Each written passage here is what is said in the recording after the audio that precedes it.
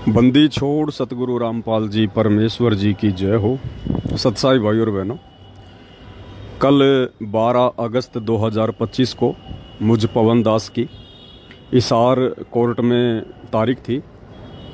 जो मुकदमा सतलोक आश्रम मैनेजमेंट हरियाणा वालों ने ज़बरदस्ती सतगुरु रामपाल जी परमेश्वर जी को मुझ पवन दास के खिलाफ उल्टा सीधा भड़काकर और मेरे ऊपर जो मुकदमा उन्होंने लगवाया हुआ था, उसकी कल मेरी तारीख थी 12 अगस्त को। तो दास जयपुर से अपनी तारीख पर गया हुआ था। साथ में एक दो भगत भाई थे जो हमेशा ही दास के साथ में जाया करते हैं। जयपुर से मनोज भगत जी थे और महुआ से मुकेश भगत जी थे।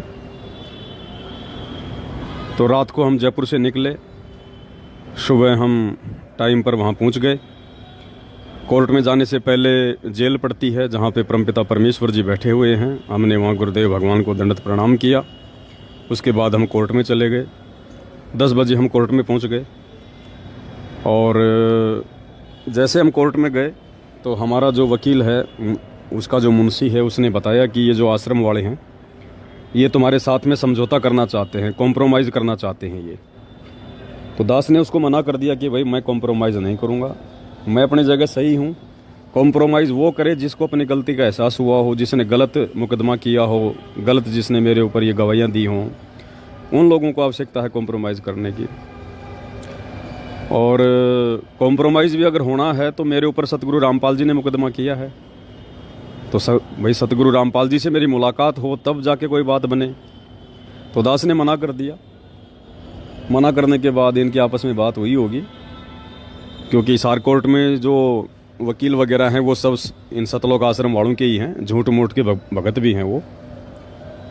तो कल जो है गवाही थी, जिसमें चांद्राठी जो इनका मीडिया प्रभारी है, जो गवाह है उस मुकदमे में, तो कल उसने मेरे खिलाफ उसने गवाहियाँ देनी थी, लेकिन वो गवाही देने से शायद वो बच रहा है कि ये किसी प्रकार से समझौता कर ले ये पवन दास। तो दास ने मना कर दिया। मना कर दिया तो भाई और बहनों, फिर इन्होंने गुंडों की फौज बुला ली। कम से कम 20 भगत इन्होंने बुलाए और उन 20 भगतों का जो मुखिया था वो बसंत सैनी था, गांव गांधरा, जिला रोहतक वाला। हमें इन बातों का नहीं पता था, बाद में पता चला। तो दास को मालूम था कि भाई अब ये लेट करेंगे, जब तक कोर्ट का समय होगा तब तक ये लोग लेट करेंगे। तो हम तीनों भगत भाई वहाँ बैठ गए कोर्ट के सामने और परमात्मा के सुमिरन में ध्यान लगा दिया। 2 घंटे दास ने तो आंखें नहीं खोली, बैठकर बेंच पर परमात्मा का सतनाम का सुमिरन किया। वो भगत भाई भी अपना सुमिरन करने लगे। दास सुमिरन कर रहा था तो लगभग 2 घंटे बाद में दास के सामने आकर किसी ने आवाज़ लगाई कि भाई पवन दास। तो दास ने धीरे से आंखें खोली तो सामने जो है पुलिस वाले खड़े हुए थे। मैंने उनसे सत्साहिब किया, राम राम करी। उन्होंने कहा भाई आपके खिलाफ़ शिकायत है। मैंने कहा जी किस चीज़ की शिकायत है? बोला कि बहादुरगढ़ से मैं आया हूँ, बहादुरगढ़ पुलिस स्टेशन से, और आपने जो परशुराम जी के खिलाफ़ जो कुछ कहे थे, जो शब्द वगैरह, परशुराम की जयंती पर आपने कोई वीडियो बनाया था, उसके खिलाफ़ हमारे पास में शिकायत थी।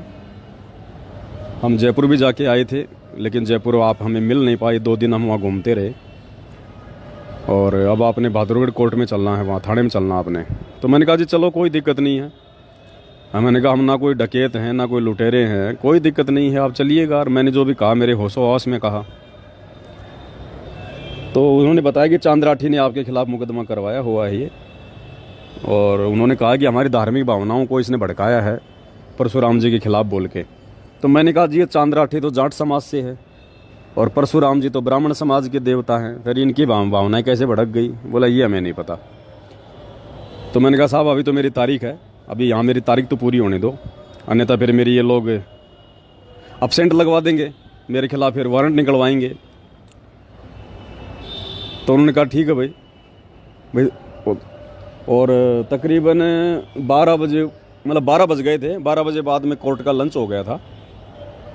तो उन्होंने कहा कि अब आप ऐसा करो, 1 घंटे की कोर्ट की छुट्टी है, तो तब तक हम कहीं साइड वाइड में बैठकर लिखा पढ़ी कर लेते हैं।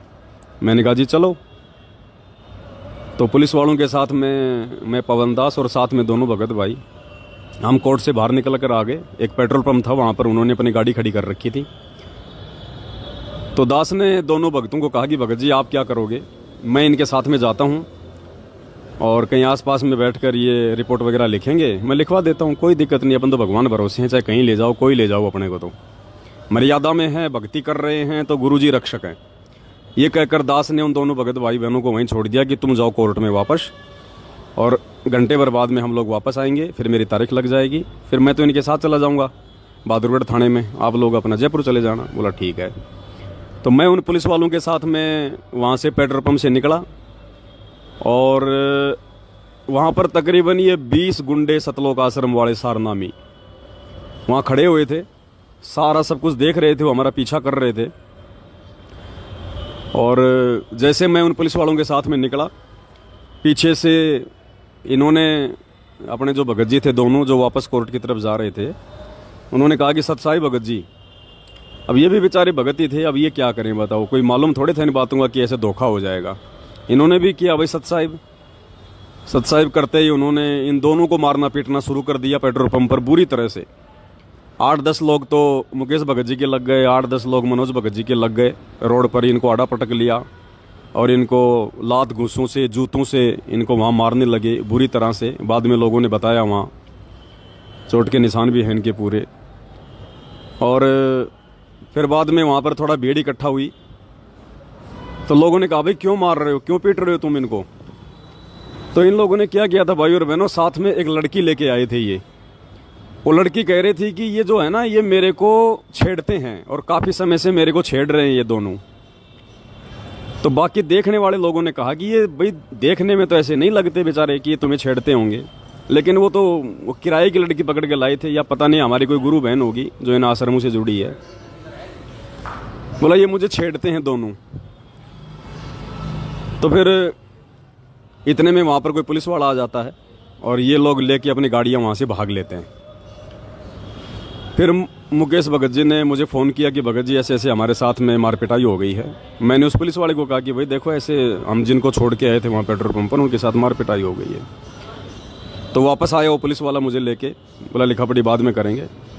वापस आया तो ये बेचारे लंगड़ाते हुए चल रहे थे। ये वापस भाग गए कोर्ट में डर के मारे कि भाई ये तो नालायक आदमी है, दोबारा मारेंगे, ये इनका कोई दीन धर्म तो है नहीं, खाली नाम है ये भगत और कुछ नहीं है।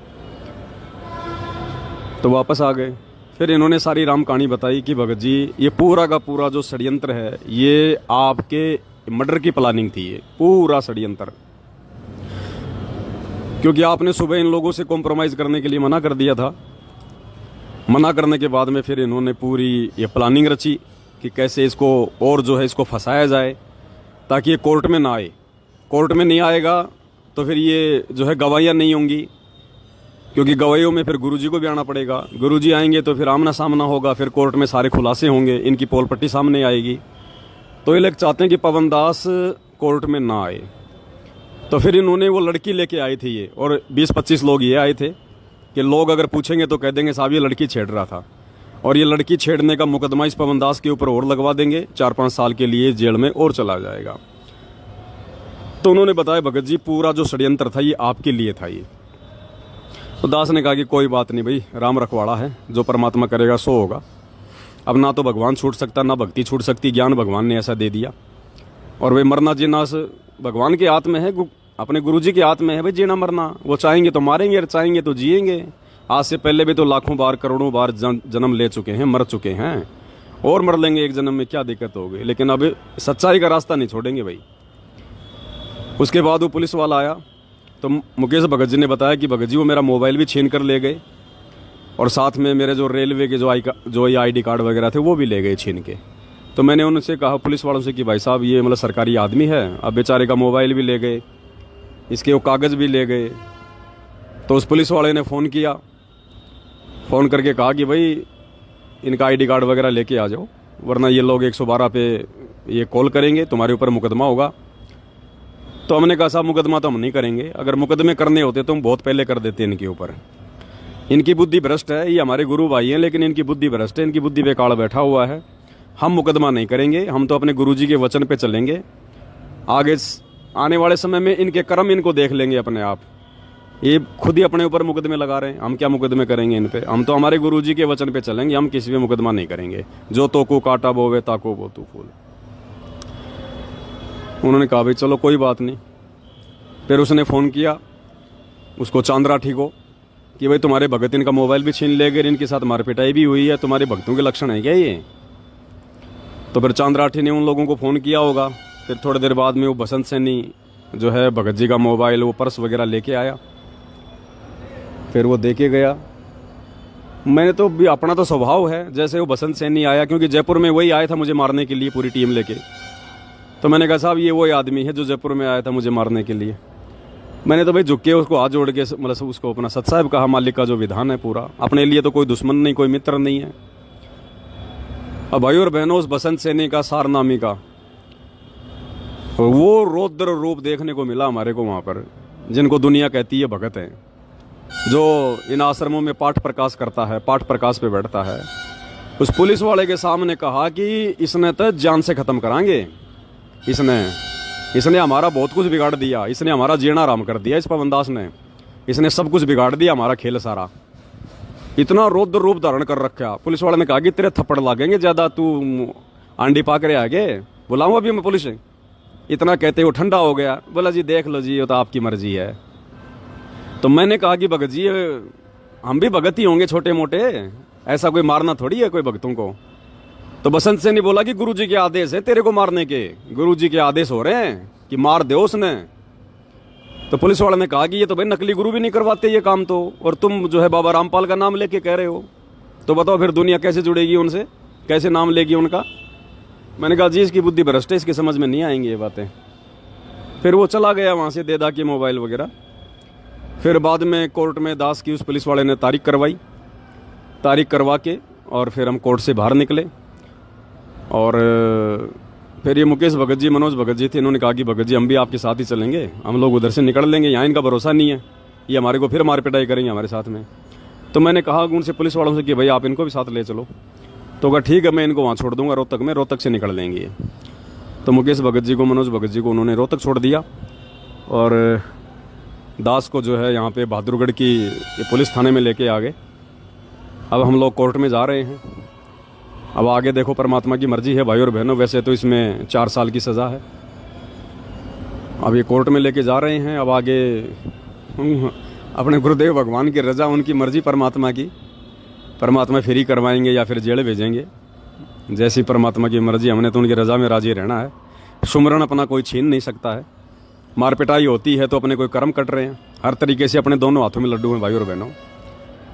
और बस मेरा तो आप सभी भाई बहनों से यही निवेदन है, यही प्रार्थना है। सत का मार्ग है, और इस सत के मार्ग में आने वाले समय में ना जाने कैसी कैसी अग्नि परीक्षाएं हमें देनी पड़ेंगी, क्योंकि गुरुजी कहते हैं ना बच्चों तुम्हारी अग्नि परीक्षा है।